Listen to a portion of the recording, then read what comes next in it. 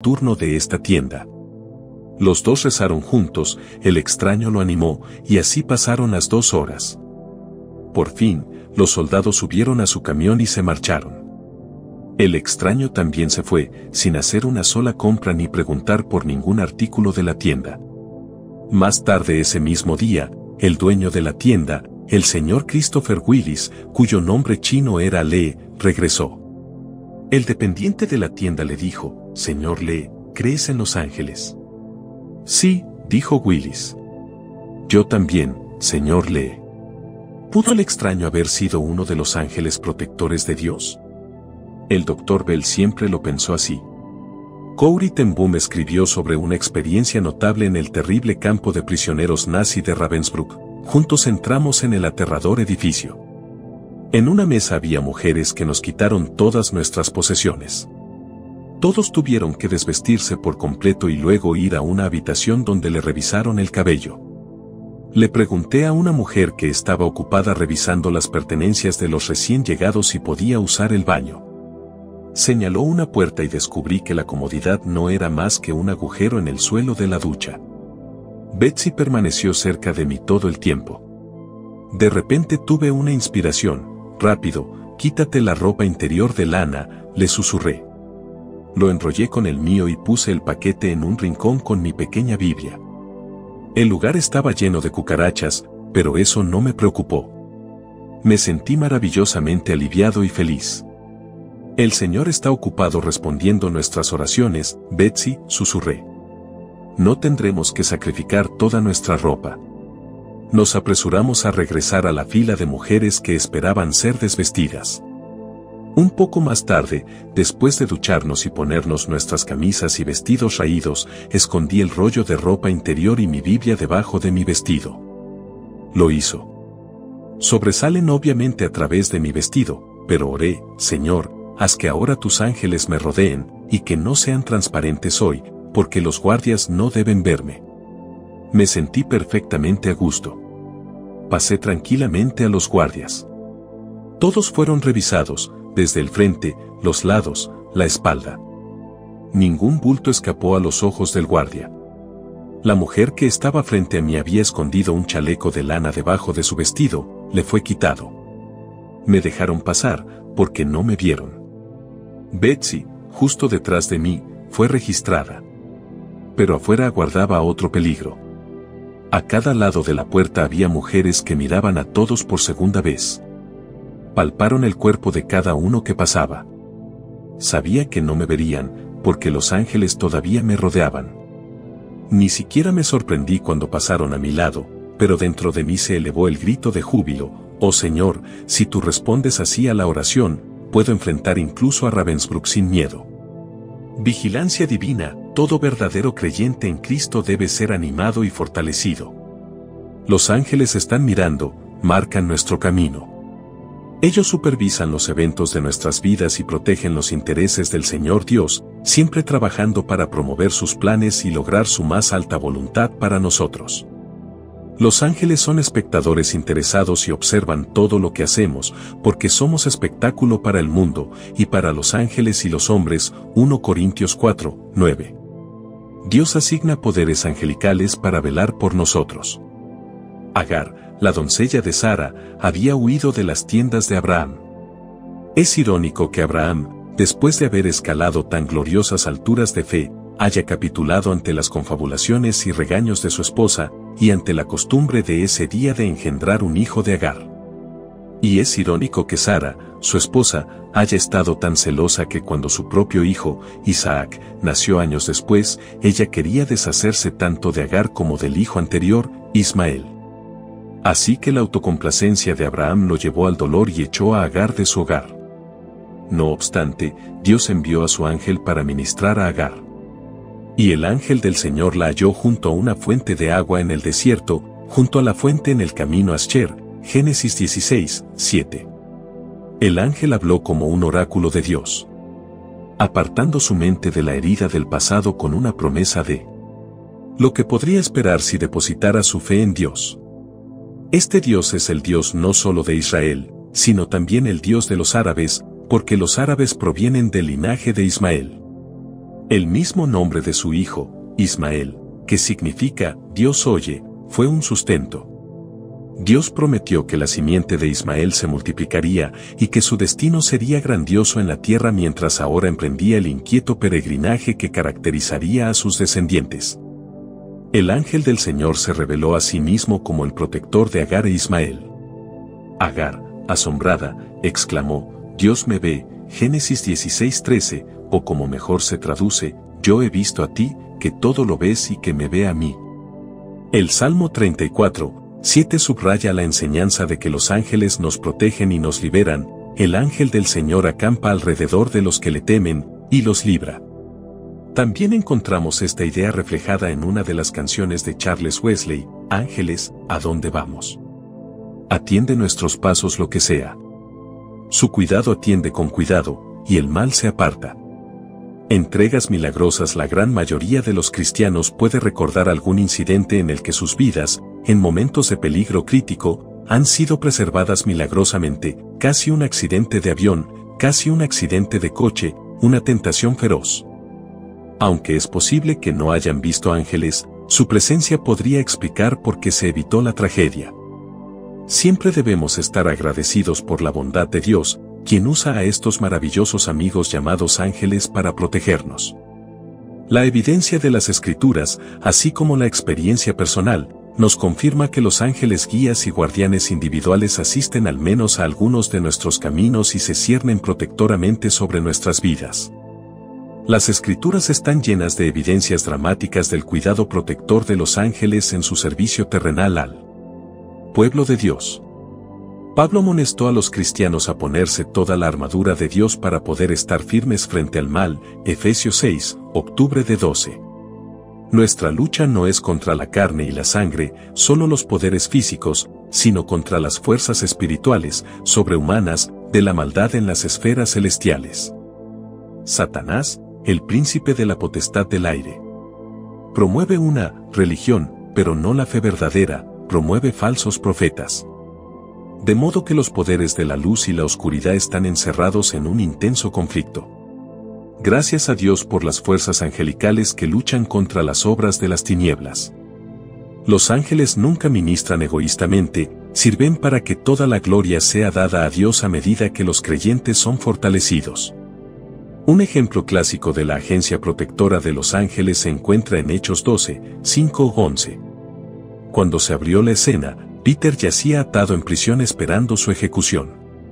Santiago, el hermano de Juan, ya había sido asesinado, y había pocas razones para suponer que Pedro tampoco escaparía del hacha del verdugo. Los magistrados intentaron condenarlo a muerte como un favor a los que se oponían al Evangelio y las obras de Dios.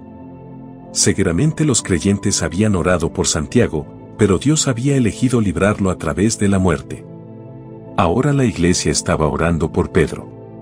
Mientras Peter dormía, apareció un ángel, que no lo disuadieron cosas como puertas o barras de hierro. El ángel entró en la celda de la prisión, sacudió a Peter para despertarlo y le dijo que se preparara para escapar. Cuando una luz brilló en la prisión, a Pedro se le cayeron las cadenas y, después de vestirse, siguió al ángel. Las puertas se abrieron sobrenaturalmente porque Pedro no podía pasar a través de puertas cerradas como lo había hecho el ángel. ¡Qué poderosa liberación logró Dios a través de su ángel! Intervención angélica. Muchas experiencias tanto en el Antiguo como en el Nuevo Testamento surgieron del encarcelamiento de los santos de Dios, pidiendo que Dios libere directamente o que intervenga a través de ángeles que actúan en su nombre. Muchos de los que hoy están cautivos en las cadenas de la depresión pueden tener el valor de creer en la perspectiva de la liberación. Dios no tiene favoritos y declara que los ángeles ministrarán a todos los herederos de la fe. Si nosotros, los hijos de Dios, nos diéramos cuenta de lo cerca que están sus ángeles ministradores, de la tranquila seguridad que podríamos tener al enfrentar los cataclismos de la vida. Si bien no ponemos nuestra fe directamente en los ángeles, deberíamos colocarla en el Dios que gobierna a los ángeles, entonces podremos tener paz. Hebreos 11 contiene una larga lista de hombres y mujeres de fe. Para la mayoría de ellos, Dios realizó milagros, librándolos de enfermedades, calamidades, accidentes e incluso la muerte. Alguien ha llamado a este capítulo Salón de Dios de Fama. Los ángeles ayudaron a estos grandes hombres y mujeres a someter reinos, obtener promesas, tapar la boca de los leones, apagar la violencia del fuego, escapar del filo de la espada y, cuando estaban débiles, pararse con la ayuda de los ángeles para derrotar a ejércitos enteros.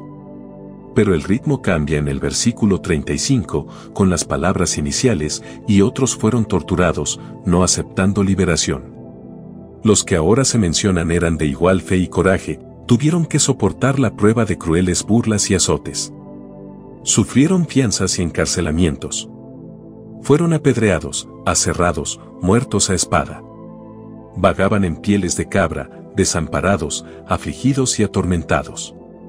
Una y otra vez debieron haber pedido a Dios que enviara a sus ángeles poderosos para ayudar.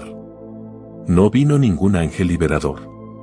Sufrieron y soportaron casi como si Dios no existiera. Los ganadores de Dios. ¿Por qué? Encontramos una pista cuando nuestro Señor enfrentó el Calvario mientras oraba: si es posible, pase de mí esta copa, Mateo 26 horas y 39 minutos, pero luego añadió: pero no se haga mi voluntad, sino la tuya, Lucas 22:42. En los sufrimientos y la muerte de estos grandes santos no liberados físicamente, Dios tenía un plan misterioso y estaba cumpliendo su voluntad. Sabiendo esto, sufrieron y murieron por fe. Esta última parte de Hebreos 11 indica que aquellos que no recibieron ayuda visible en respuesta a la oración tendrán una recompensa celestial mucho mayor porque aguantaron solo por fe. Pero habiendo muerto, disfrutaron del ministerio de ángeles que luego escoltaron a sus almas inmortales al trono de Dios.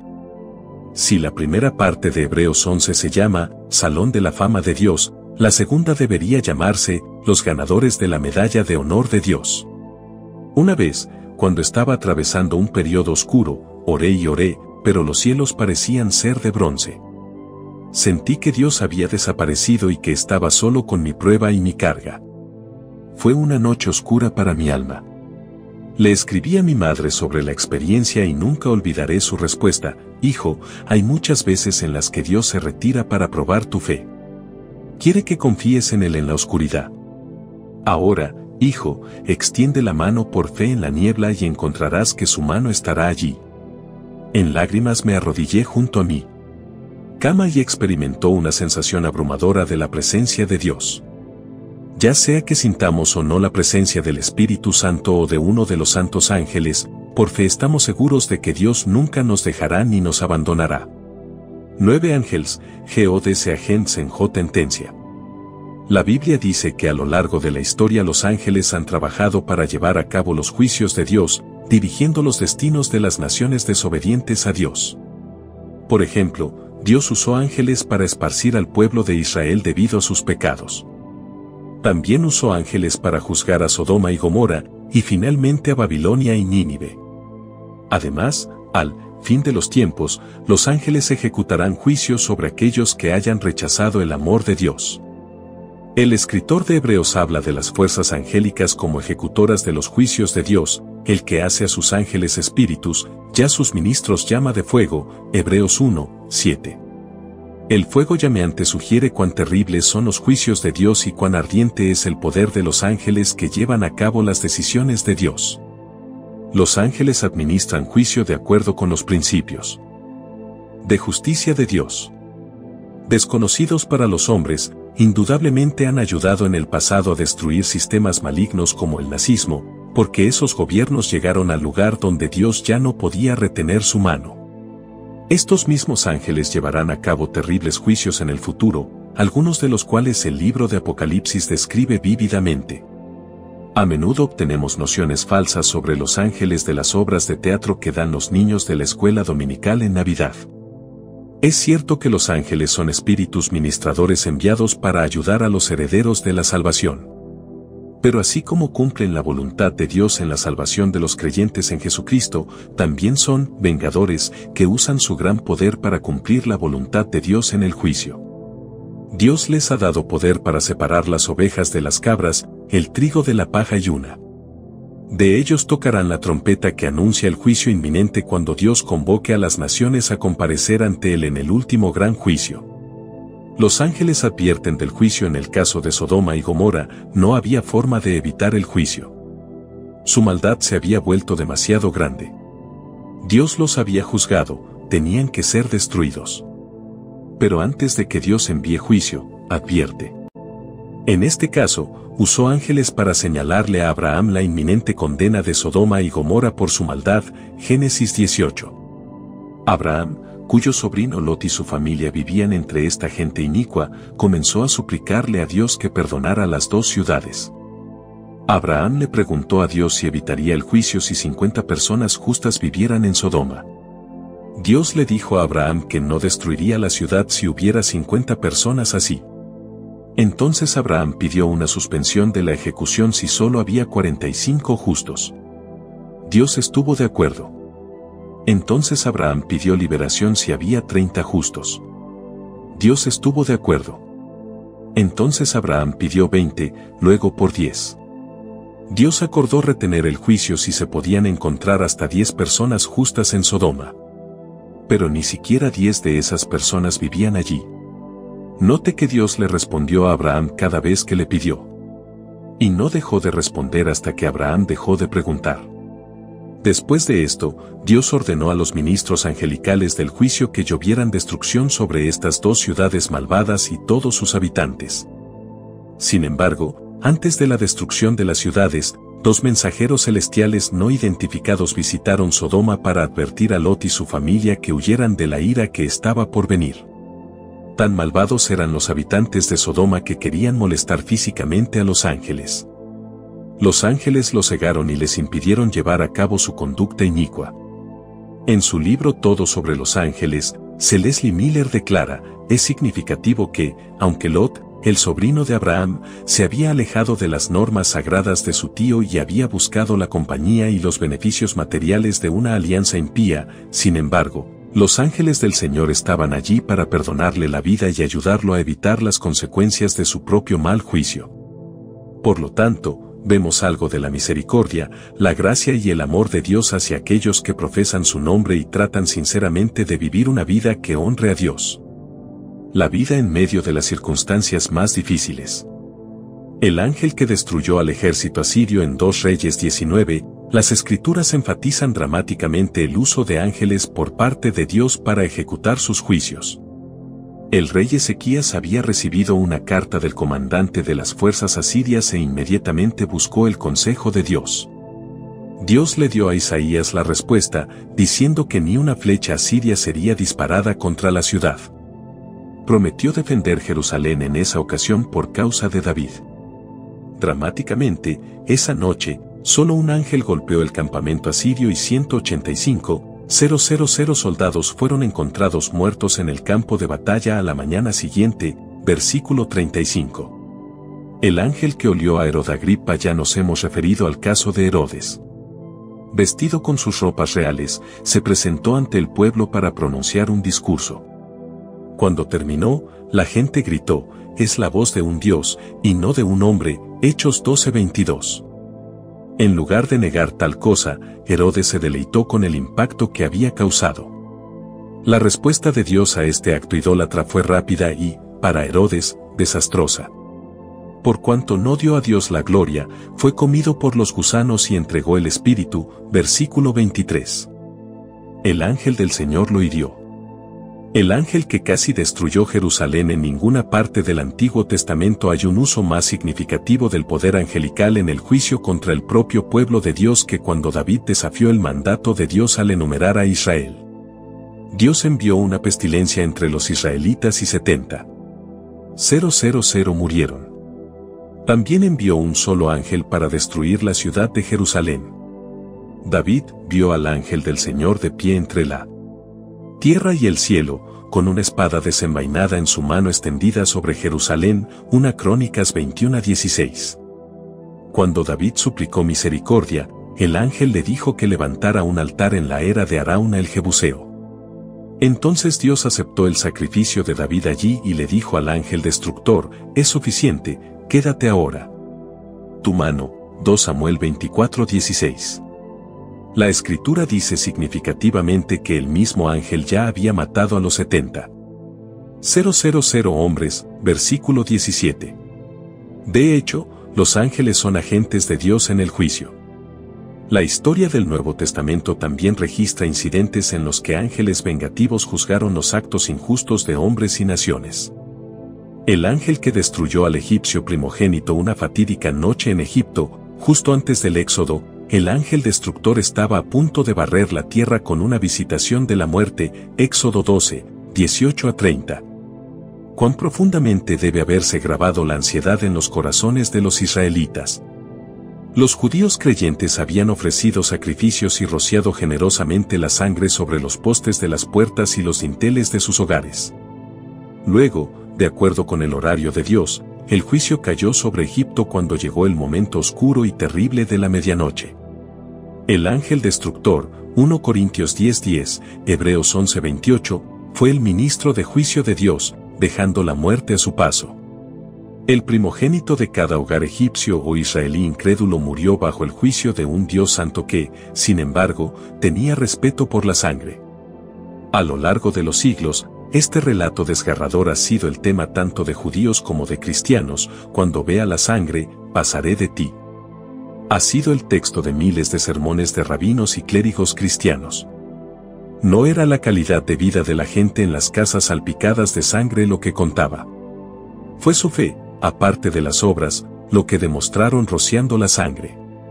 Dios tenía respeto por una sola cosa, la sangre rociada por la fe. Cuán terrible es que estos ángeles poderosos ejecuten los juicios de un Dios todopoderoso.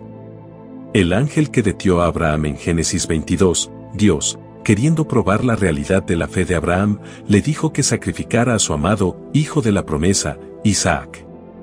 Dios dijo, Abraham, toma ahora tu hijo, tu único Isaac, a quien amas, y vete a la tierra de Meraíe, y ofrécelo allí en holocausto sobre uno de los montañas que yo te diré, versículos 1 o 2.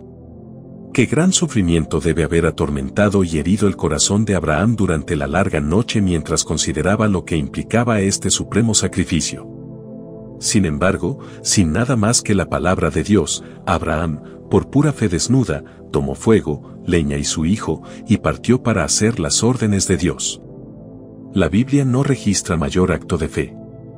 Habiendo preparado el altar, Abraham colocó a Isaac, atado de pies y manos, sobre el altar. Luego, desenvainando su cuchillo, levantó su rostro hacia el cielo en sumisión a la voluntad del Padre. Cuando Abraham levantó el cuchillo en el aire para clavarlo en el corazón de Isaac, el ángel del Señor lo llamó desde el cielo y dijo, Abraham, Abraham. No extiendas tu mano sobre el muchacho, ni le hagas nada, porque ahora sé que temes a Dios, puesto que no me has negado a tu hijo, tu único. Génesis 22, 11 a 12.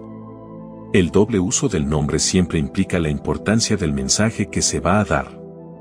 Cuando escuchó su nombre, el fiel Abraham respondió de inmediato, y Dios lo recompensó por su incondicional obediencia. Abraham alzó los ojos y miró, y aquí, detrás de él, un carnero atrapado en un matorral por sus cuernos, y Abraham fue, tomó el carnero y lo ofreció en holocausto en lugar de su hijo. Génesis 22:13. Muchos eruditos creen, como yo, que el ángel aquí es una teofanía, una aparición del Señor Jesucristo mismo. Asumió el papel de un ángel, y Dios mostró el principio de la expiación sustitutiva. Dios había exigido de Abraham la muerte de su hijo. Había que satisfacer la demanda del holocausto, y se cumplió. Pero en lugar de Isaac, Dios, a través de un ángel, aceptó el sustituto animal. Ese mismo principio se aplica a nosotros. El juicio verdadero exige que muramos. Y el juicio debe ejecutarse. Pero Jesucristo mismo fue la ofrenda sustituta. Murió para que nosotros no tengamos que morir. Él tomó nuestro lugar para que las palabras que se usan aquí, en lugar de, puedan aplicarse maravillosamente a toda persona que confía en Cristo. Murió, en lugar de, todos los que creen en Él. ¿Cómo pudo Dios haber pedido un sacrificio humano? ¿Cómo pudo haberle pedido a Abraham que matara a Isaac cuando había prohibido matar a personas? Génesis 9, 6. ¿No es esto incompatible con la naturaleza de Dios? Nos da la respuesta a estas preguntas sobre el juicio por muerte en la epístola a los Romanos. El que no escatimó ni a su propio Hijo, sino que lo entregó por todos nosotros, ¿cómo no nos dará también con él todas las cosas? Romanos 8:32. Dios podía pedirle a Abraham que matara a Isaac porque él mismo estaba dispuesto a dejar morir a su propio hijo. No le estaba pidiendo a Abraham que hiciera nada más de lo que estaba dispuesto a hacer con su hijo unigénito. Ni Abraham ni Isaac tuvieron que beber la copa que Dios presentó. Isaac no murió y Abraham no lo mató. Pero cuando llegamos a otra copa en el huerto de Getsemaní, el panorama es sorprendentemente diferente. Jesús ha venido ahora, como el inocente para los culpables, como el inocente para los pecadores, estuvo dispuesto a aceptar la condenación de Dios por la culpa del mundo, identificándose con ella a través de su propia muerte en el Calvario. Ni el hombre ni el ángel pudieron entender jamás lo que estaba implícito en la copa que Jesús tomó en el huerto de Getsemaní que lo llevaría a su terrible sufrimiento, condenación y muerte, Marcos 14:36, Lucas 22:42, en el huerto, mientras luchaba por la copa que iba a beber, ningún ángel ministrador podía evitarlo o aliviar su sufrimiento. Era suyo y solo suyo. Se posó en el Salvador como una copa de juicio que él aceptó y asumió como el justo que lleva la culpa de los malvados. Los ángeles lo habrían ayudado en esa hora, pero Cristo no pidió su ayuda. Este que dijo que no a la ayuda del ángel dijo, en efecto, moriré por los pecados de los hombres porque los amo tanto. Y al morir, fue abandonado por los hombres, por los ángeles y por el Padre, que es de ojos más puros para mirar el pecado y que en la agonía expiatoria de su Hijo apartó su rostro de él.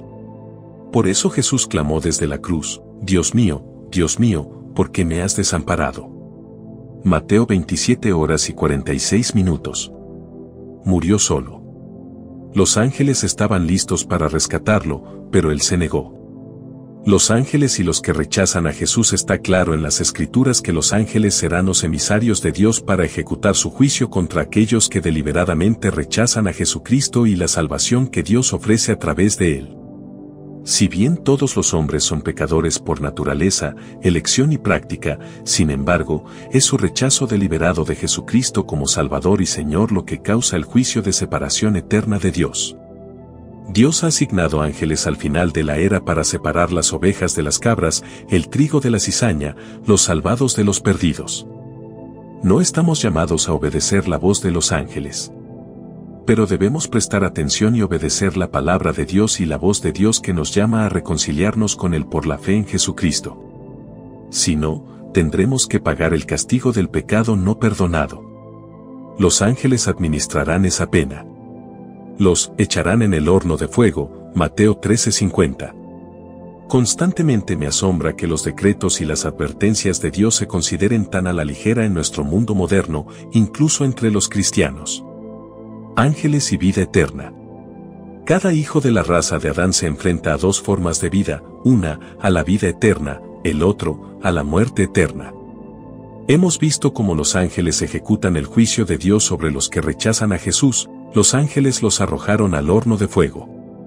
Pero hay un juicio totalmente diferente, el juicio bueno y maravilloso para vida eterna. Dios también les da a los ángeles un lugar en esto.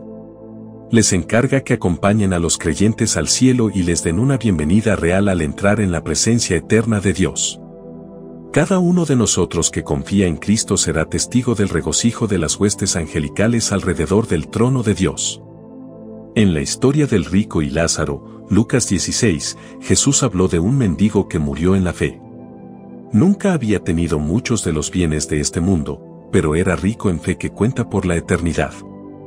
Cuando murió, fue llevado por los ángeles al seno de Abraham. Aquí estaban los angelicales portadores del féretro que llevaron su espíritu inmortal al lugar de gloria donde iba a estar eternamente con Dios, el lugar que la Biblia llama cielo. Otro hermoso relato de este tipo proviene de la vida del mártir Esteban, Hechos 6, 8, 7, 60. El consejo, mirándolo fijamente, vio su rostro como si hubiera sido el rostro de un ángel. Luego Esteban, en un poderoso sermón, declaró que incluso los incrédulos recibieron la ley por disposición de los ángeles, y no la guardaron, Hechos 7:53. Cuando terminó su discurso, Esteban vio la gloria de Dios y a Jesús a la diestra del Padre. Inmediatamente sus enemigos lo apedrearon hasta matarlo y fue recibido en el cielo. Así como los ángeles escoltaron a Lázaro cuando murió, podemos. Suponga que escoltaron a Esteban, y así nos escoltarán cuando la muerte nos convoque a la presencia de Cristo. Bien podemos imaginar cómo fue la abundante entrada de Esteban al cielo cuando se cantaron los himnos de la hueste celestial con regocijo de que el primer mártir cristiano hubiera regresado a casa para recibir una gloriosa bienvenida y ganar la corona de mártir. ¿Temes el juicio de Dios? ¿O sabes que Cristo ha tomado tu juicio sobre sí mismo por su muerte en la cruz? Cuando conoces a Cristo, no necesitas temer el juicio de Dios, porque Él ha comprado completamente tu salvación. No demore su decisión por Cristo, pero abra su corazón a Él y usted también conocerá el gozo de participar en su comunión por toda la eternidad en el cielo.